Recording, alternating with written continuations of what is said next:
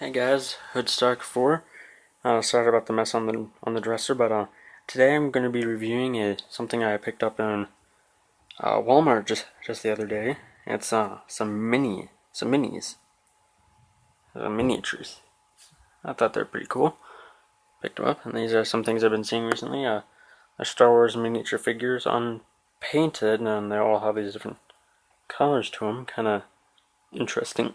So, for the gay guys, we have a couple different Jedi sculpts. We have this generic sculpt. We got two of them, and then we got two of this guy who's got some horns on his head. I think he actually has a name, but I forget what it is. You get a golden Mace Windu. Him and one other character are the only ones that are painted in this set. Oh, and this is a arena battle. So yeah, got Mace there. I'll look at the vehicles last. You get two of these molded battle droids.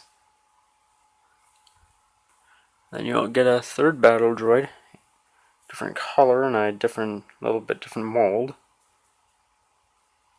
Pretty cool. For what these are actually pretty well detailed for considering what they are.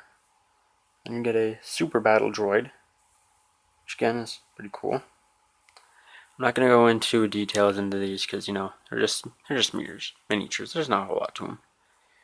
And then probably my favorite miniature out of this whole set, Jango Fett. Now, a lot of you may say, oh, well, Boba's way better. Well, storyline-wise, when you think about it, Boba is a clone of Jango. And I mean, yes, technically, yes, we all know Jango was technically based off of Boba Fett. But when it comes right down to it, in the story, Jango is the original and Boba is the cheap knockoff. And, I mean, for one thing, Boba, yes, he kind of left his father's dead body there, took the helmet, the slave one, and the blasters. He ended up losing the blasters, destroyed the ship, and blew up the helmet, and then he failed to get revenge on his father's death. So, yeah, I just like Jango a bit more. I mean, he's got the dual pistols, which require some skill to dual wield weapons, as anyone who's ever tried it will know. And as you can see, he's got the jetpack. These are some pretty nice sculpted little figures. They're not too tall either.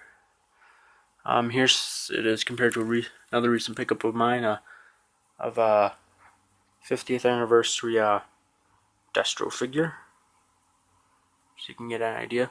These guys are not tall. I'd say these little figures are about an inch tall or so. So yeah, there's Jango.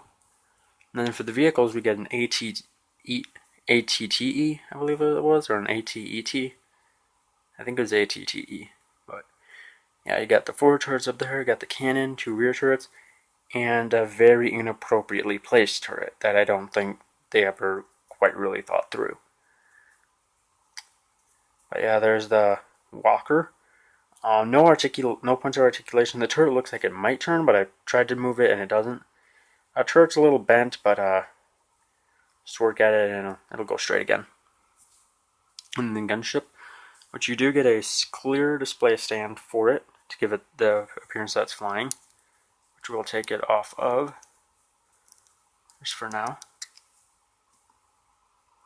So I've always wanted one of these little orbital gunships, but I could never get one. I could never find one, so that's kind of one of the main reasons I picked up this set, is because now I can have a miniature one. Yes, it's unpainted, but it's still nice to have one. Again, the detailing is pretty nice. Got a lot of the details that you would see on an actual vehicle. Nice panel lining, if that's what you can call it. Got the two doors, and yes, you can see that big ugly crack, but whatever. Got the two turrets on the side. And a lot of people in the Star Wars universe don't actually understand what these vehicles are used for. Well, they have several purposes. They can be used as drop ships and air support ships, as well as since this is an orbital one, can be used to take troops from your ship fly into the enemy hangar and drop them off there. and these can also be used as bombers. So these ships have a lot of purposes.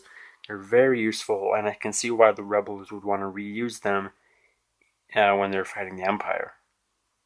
These were heavily armored ships, and very interesting. In fact, I'm going to tell you some of the weapons about this.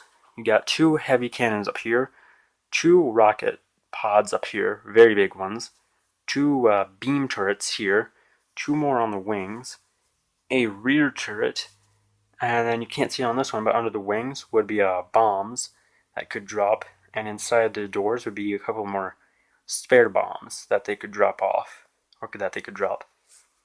And from what I've recognized, or from what I figured out, these work similar to the Apache helicopter, meaning that the gunner would be sitting in front, and the driver would be sitting in the back of the cockpit.